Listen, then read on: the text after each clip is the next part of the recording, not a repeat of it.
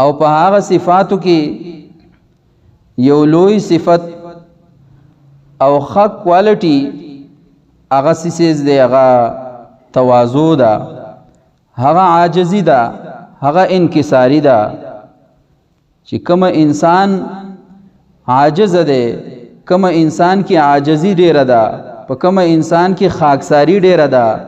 په کوم انسان کې هغه ملنساری ډیره ده، په کوم انسان کې تواضع ډیره ده، نو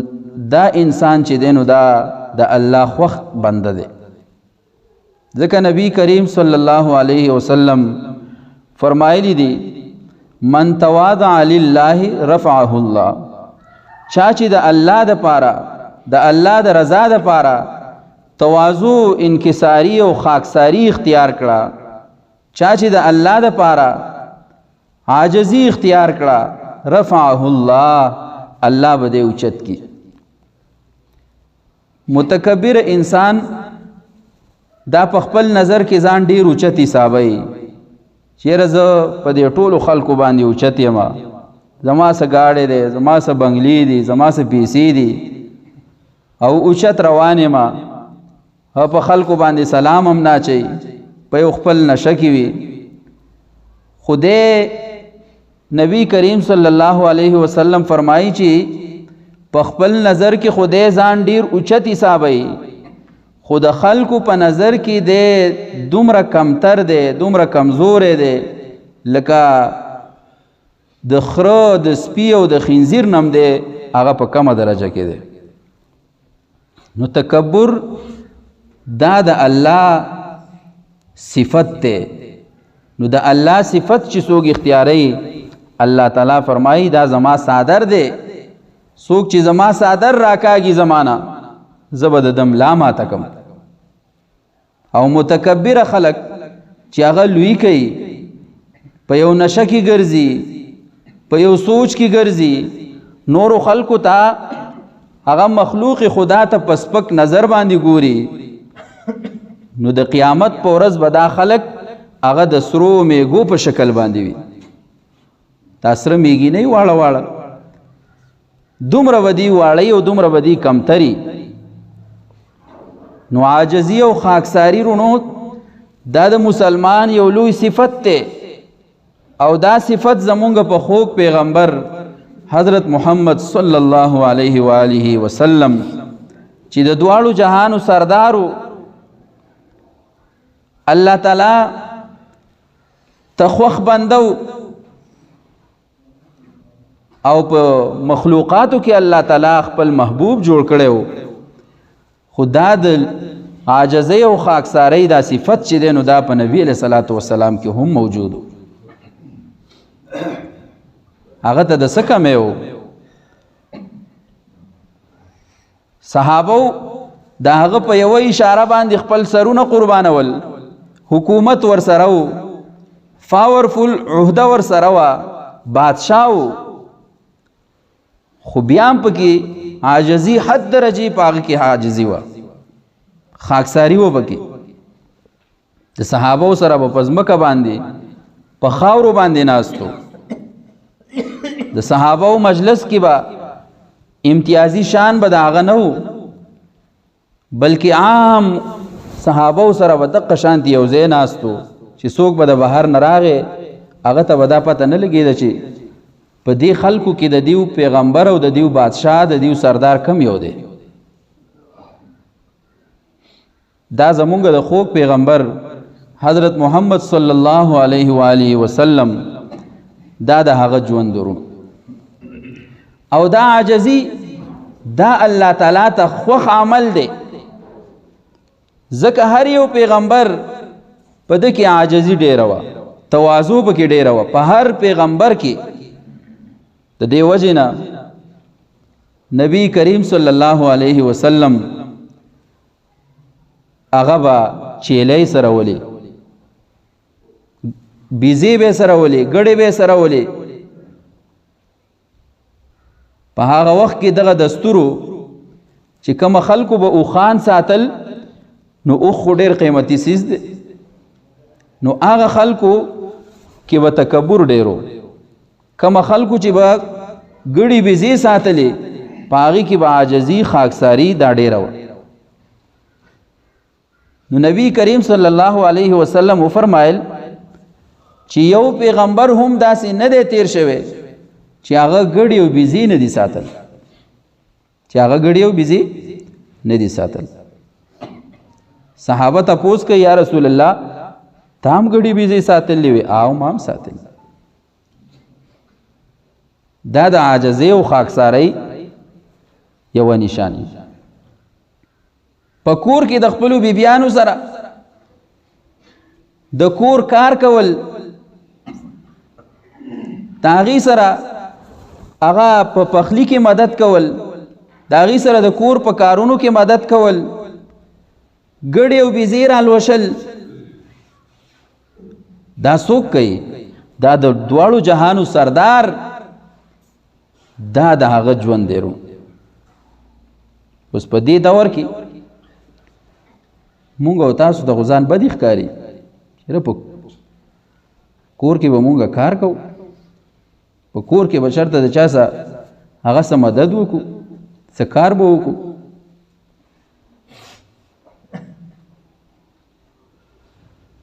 په دې باندې مونږ ته ځان هغه بدی ښکاری که دا د ښځې کار دی، دا به ښځه کوي. صحیح ده، د ښځې کار دی، که تا اوسه وکړه ته څه کمیږي خو نه. او بعضې خلک خو بیا هغه داسې دي چې هغه په کور کې سلام هم نه اچوي، چې چېرته د هغه بیبي زنانۍ په کور کې نارینه نه وي. بعضې خلک خو یې بیخي نه اچوي، نه په نارینه و اچوي نه په زنانو باندې سلام اچوي. خو بعضې پکې داسې دي چې هغه په زنانو سلام هم نه اچوي. لکه اوس په ښځه باندې به زه سلام اچوم، دا خو ډیره نامناسبه خبره ده چې ښځې ته هم زه سلام کوم. هر کس هغه په خپل خپل ګریوان کې وګورئ چې دا عمل څوک کوي که نه کوي. چې کور ته دی ورننوځي او د ښځه بچي هغه ناستي، څه کار کوي، څه پخلی کوي، نور څه کوي، هسې ناستي، نو دی سلام اچوي که نه اچوي؟ هر کس ته خپل ځان معلوم دی. اوس دا څومره یو معمولی عمل دی، په سلام باندې ستا پسې څه بیل خو نه راځي چې کور ته ورننوځي سلام اچوي، څه بیل راځي، څه خرچه پې راځي. معمولی عمل دی. نبی کریم صلی الله علیه وسلم له صحابي راغی، وی یا رسول الله ډیر غریب یم، ډیر قرضونه را باندې واوښته، په کور کې مې د رزق درک نه لګي، څه عمل راته وښایه، څه وظیفه راته وښایه چې الله تعالی مې مالداره کي، الله تعالی زما رزق فراخه کی، په هغې کې وسعت راولي. نبی علیہ الصلوۃ والسلام وته معمولی عمل وخود، وی بچیا چې کور ته ورځې نو سلام اچوه. کوم عمل یې ورته وښود؟ تاسو ته هم زه دا وایم، دا د نبی علیہ الصلوۃ والسلام عمل دی ښودلی شوی چې کور ته ورځې بچیا سلام اچوه. او د سلام نه پس سوره اخلاص وایه، قل هو الله احد الله الصمد لم یلد ولم یولد ولم یکن له کفوا احد. په دې باندې څومره ټیم لګي؟ لکه 2 غنټې پې لګي، 1 غنټه پې لګي، 1 منټ پې لګي، 1 منټ. سلام کول، د سلام نه پس سوره اخلاص ویل، قل هو ویل. په مونځ کې مونږ وایو څه ګرانه وظیفه دي نه چې سورت یاسین بسې وایه، یا بسې اوله سپاره وایه، یا بسې اخیره سپاره ټوله وایه، نه، صرف سوره اخلاص بسې وایه. ته ګوره چې ستا په کور کې، په رزق کې، په مال دولت کې فراخي راځي که نه راځي؟ همدغه صحابي دی څه موده پس هغه راغی، نبی علیہ السلام ته تپوس کوي پلانکیه څنګه چللی، د کور حالات تی څنګه شو؟ وی یا رسول الله ستا ښودلی شوي عمل باندې زه عمل کوم، کور ته ورځم، په ښځه باندې په بچو باندې سلام اچوم، او د هغې نه پس سوره اخلاص ویم. په کور کې د رزق هیڅ قسم تنګي نشته، شکر الحمدلله. وی دومره رزق دی دومره مال دولت می دی چې اوس په نورو خلکو صدقه کوم نورو لته ورکوم.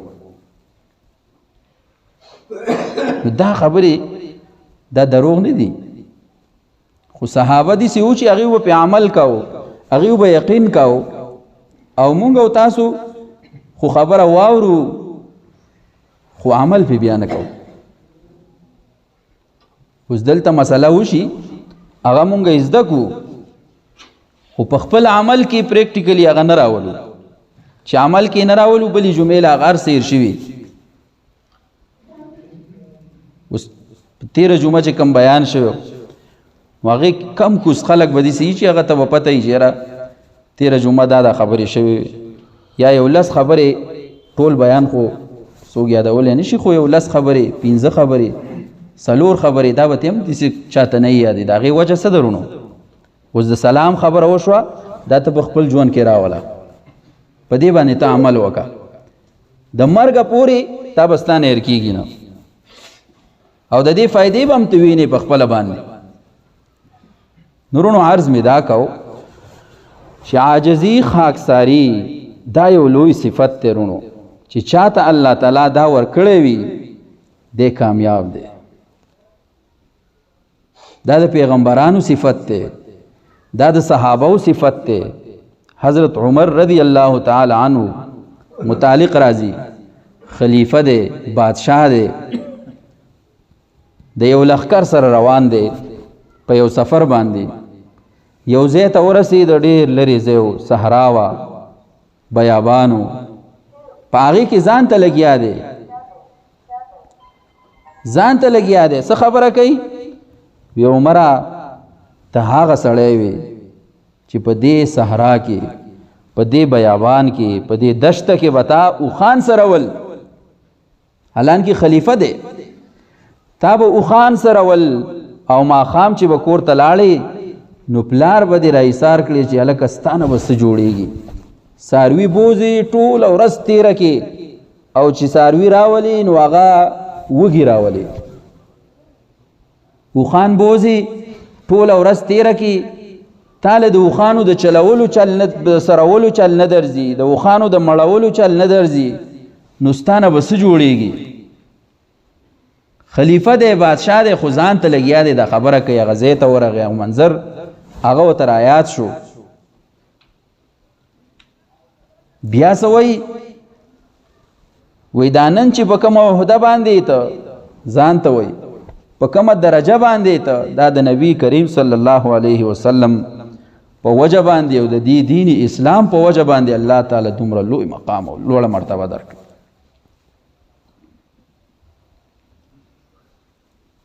او بیا د وفات هغه حالات واقعات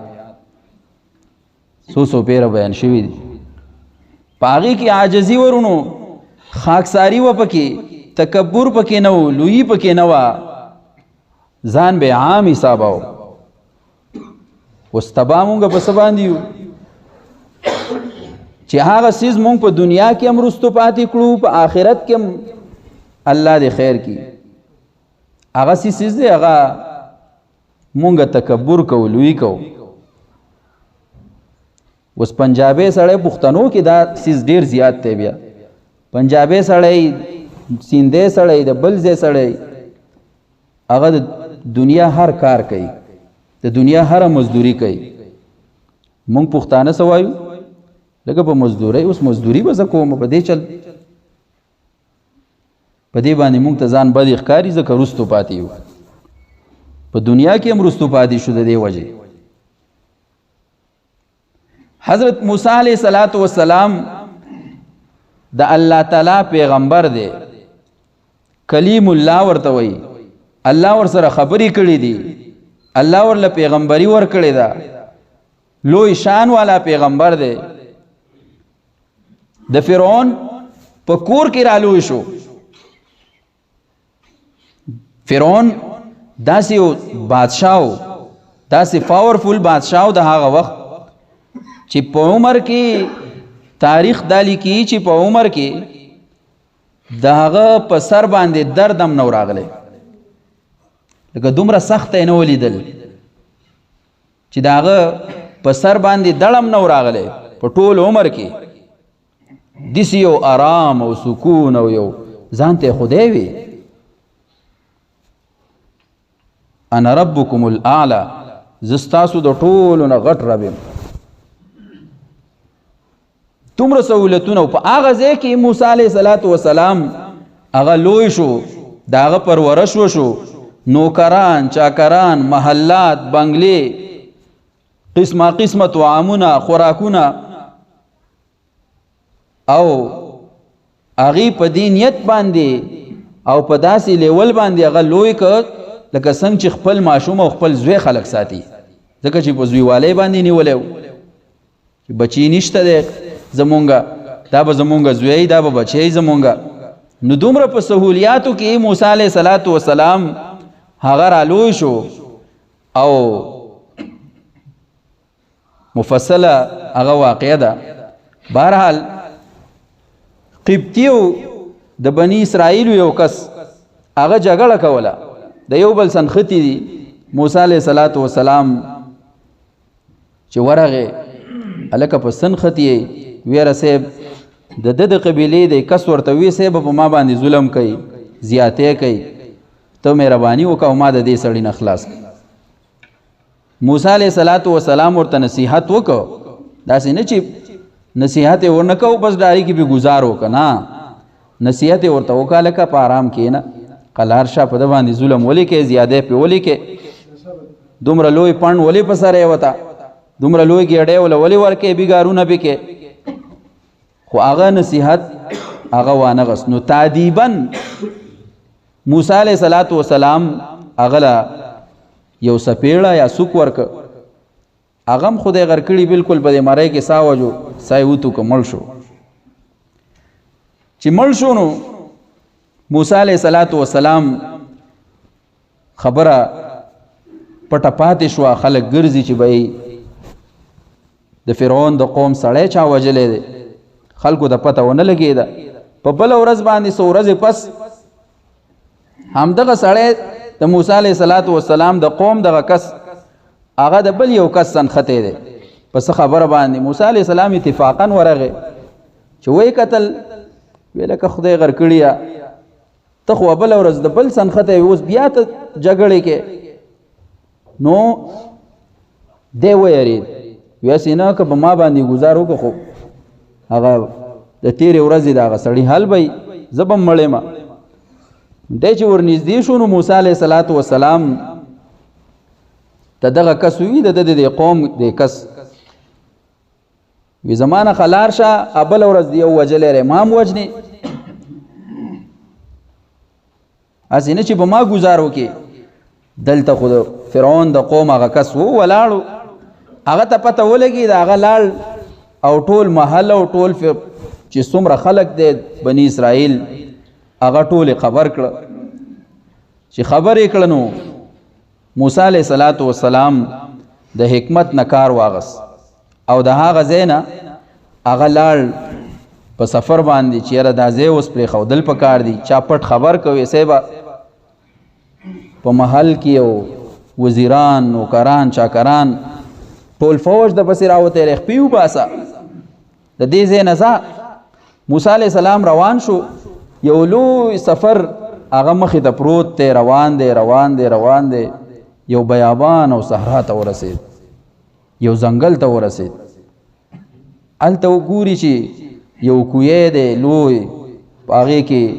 سکسان دی لګیا دي هغه خپل چیلې خپل ګړې ساروي هغه وبکای موسی علیہ السلام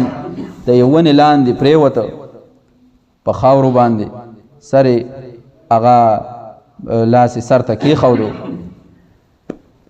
دغه خلکو چې خپل چیلې وبکړي نو د دې کوی د اثر دومره وزندار دی دومره لوی تیګه ده لوی ګټه ده چې دا د لسو کسو د 15 کسو نه علاوه سوګو چتولې نشي موسی علیہ السلام چې وکتل نو سیټ یو دو جنکای ولاړې دي ورسره ګړې او چیلې دي خو دغه کسان چې ونو دومره ظالمانو چې خپل ارسي وبکړنو واپس هغه ګټه پاغه دغه کې خو داو هغه جزانې داسې پرې خو دي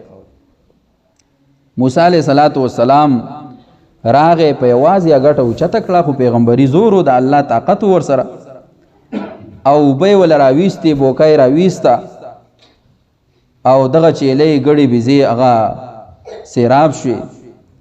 هغې جینکۍ لاړې واپس د کوې واپس بند کړه لاړ دغه ونې لاندې سملاسته او سوال یې وکړه الله رب انی لما انزلت الی من خیر فقیر اے الله زما خو نه کور شته نه مې بیبي شته نه راسه څه وسایل شته زما مدد وکړي زه یو فقیر او عاجز بنده یم زما مدد وکړي نو ګوره دا وظیفه چې کوم ده دا آیت چې ما ولوستو دا د هغه خلکو دپاره وظیفه ده لویه وظیفه چې د چا خپل کورونه نشته او دا د هغه خلکو دپاره هم وظیفه ده د هغه ځوانانو دپاره چې د هغې ښځې نشته او وایي چې یاره چېرته څوک را باندې مهربانه شي دا مور پلار مې مهربانه شي بعضې خو کوي نه یاره باندې څوک مهربانه شي او جینکۍ ښځې راله راکړي ودونه وکړو نو دا د هغې دپاره هم وظیفه ده رب انی لما انزلت الی من خیر فقیر د مال دولت دپاره هم دا وظیفه ده تاسو د فرض مانځه نه پس 11 پیرې وایي مجربه ده موسی علیه السلام په دغه ځای کې دی ګوره دا الله تعالی سټیپ بای سټیپ دته یو مقام او یو مرتبه ورکوي د فرعون د محل نه راویسه د هغه سهولیاتو نه راویس د هغه قسمه آرام او سکون او د ګرمو بسترو د نوکرانو چاکرانو د هغې د قسمه خوراکونو نه او په شړه کې او په دشته کې او په یو صحرا او په یو میدان کې هغه په خاورو باندې پروت دی او دومره ځای نشته چې الله ته سوال کوي چې خدایا مال دومره ځای راکړي چې زما د سر سوری او هلته زه پناه واخلم زما ژوند تیریږي الله یو مرتبې ته دی رسوي دومره لویه سخته بې ذکر راولي هغه جینکۍ لاړې هلته شعیب علیه السلام لوڼه وې ده د پیغمبر لوڼه وې خپل پلار ته یې ووې چې مونږ خو لاړو څاروي هغه اوبه کړه خو ناشنا کار دا و چې یو هلک و یو ځوان او هغه په یوازې باندې هغه د کوی چې کومه تیږه وه اوچته یې کړه مونږ له اوبه هم راویستې ډېر شریف سړی و لقوي امین ډېر طاقتور و ډېر امانتدار و ډېر دیندار و که ستا خوښی نو خپل پلار ته یې ووې چې مونږ له دا اجازت راکړه چې مونږ پسې ورشو ځکه چې شعیب علیه السلام هغه زامن نه و زوی نه و مونږ له دا اجازت راکړه چې ورشو پسې رایولو کور ته زمونږ هسې هم څوک نشته دا ګډې چیلی به سره یي زمونږ نوکر به شي وی الله تاسو پسې ورشئ رایولئ